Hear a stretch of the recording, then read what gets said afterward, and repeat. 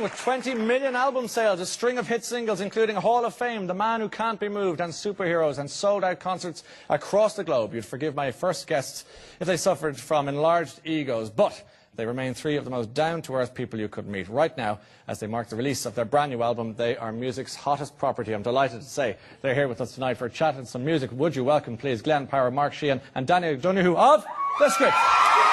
The boys are back in town, boys are back in town.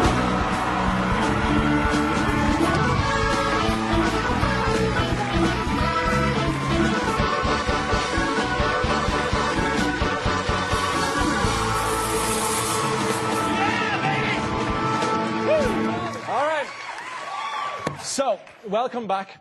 Thank you. Yeah. It's been 4 long and hard years since we last soldiered together on this programme. Yeah. Any news? Where did we start? Where did it all go wrong? Give us a feeling, give us an indication as to what you've been doing.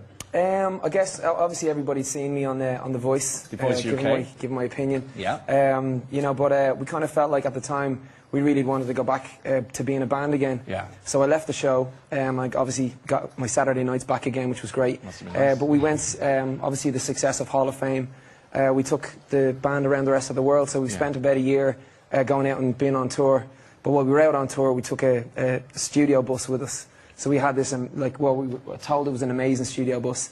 It's got a studio at the back, all beds in the front. Sounds very posh. It does sound really very nice. Sounds very glamorous. But when we got it, it was it was not glamorous at all. It was actually, we had the studio down the back, but there was problems with the brakes during one of our drivers on the motorway. There was the toilet wasn't particularly. Aircon didn't work. It literally looked like a 70s porn bus. I'm not going to lie. There was stains everywhere. I don't even want to know what they were. It really did. It was before we got on it, by the way. Just letting you know. And after you were on it, what sort It smelled like Eau de Man after we got on. Yeah. It smells lovely with a bunch of guys on the bus. Trust me. We undertook writing and recording an album while we've been out on tour, because there's so many hours during the day. It's 23 hours where you're not on stage, and you can be very destructive or constructive with that time. Right. So we ended up putting all our energies in and really trying to take the energy from stage and put that into the album. It's to build on what you were doing on stage, to keep the momentum going. Because it's really hard to come down off that high. When you're on stage and the electricity is very palpable. So when you go to, you try and take that energy and put that into a song. Yeah. And that's what the album is. Is basically me coming off stage, sweating, towel around my neck, straight in to record these. So you can really hear the energy and the passion of a live band. And zero R&R, zero relaxing, no time for a quiet break or anything like that. It changes as good as a break. It's also is that you kind of notice that in this industry it's such a huge demand and a hunger for music that as a band it's really difficult to keep up with the solo artists, even because solo artists are able to just pop out songs, work with different producers, things like that. But a band needs time to actually go in and make a full-on studio album and stuff. So that's why we just took no break. We just went straight into. So was it enjoyable doing all that all the time? Were you getting on together? We make music all the time together. Anyway, like even when we're doing sound checks, we'll have jams together. When we're on the bus chilling out on the way out of a city that we're in, we'll get guitars out. We start having a jam. That's what we do. That's fun for us. But do you miss home? Do you miss coming back to Ireland and getting back to your own bed? Yeah, and we really do. I think that's the hardest part about this whole thing. It's a double-edged sword. Is being away from family all the time. But to be honest, every time I do come home and tell them, then they're like, "You're a nightmare when you're home." Because all we want to do is go back on the road again. It is. So because you were saying, Danny, that like when you come off and you're up there, and then coming home, it's a different type of high because you're with your family, which is lovely. But it's psychological, emotionally, it's a bit of it takes me a while. It really takes me a while to kind of get back into the swing of things.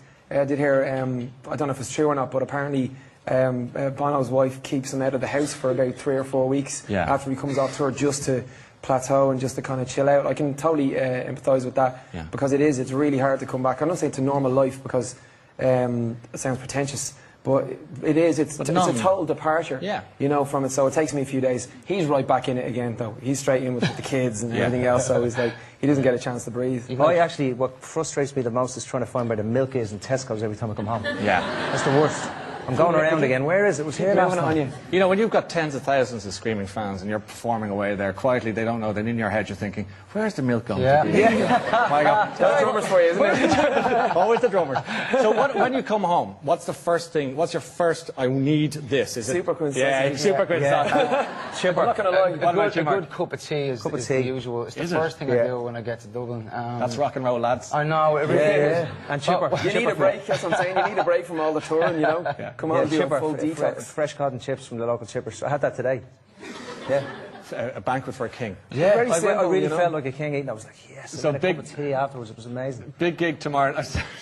Simple pleasures, right? That's it. Well, that's the name of the game, you know? It is, it You knows- can have anything in the world, like, I just want a saucy sandwich. That's all. Okay, so Dublin Castle tomorrow. Yeah. Yeah. Okay, how are you feeling about that?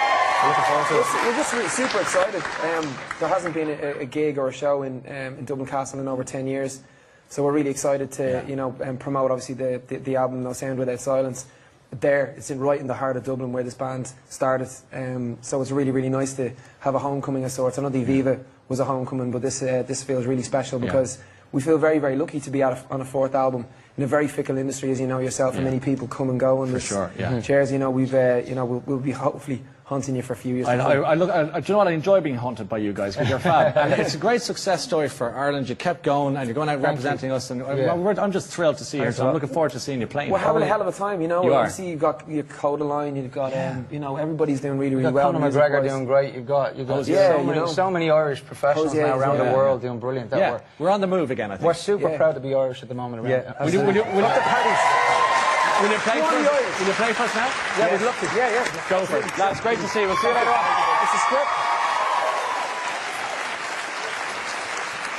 And as they prepare to perform for us this evening, let me tell you that the new album is called No Sound Without Silence. It is released this very day, and they play, like I said to them there a minute ago, a very special concert tomorrow in Dublin Castle. It's completely sold out, no surprise there. But with their #1 hit single, a super song called Superheroes. Doing what they do best, ladies and gentlemen, Ireland's finest. It's The Script.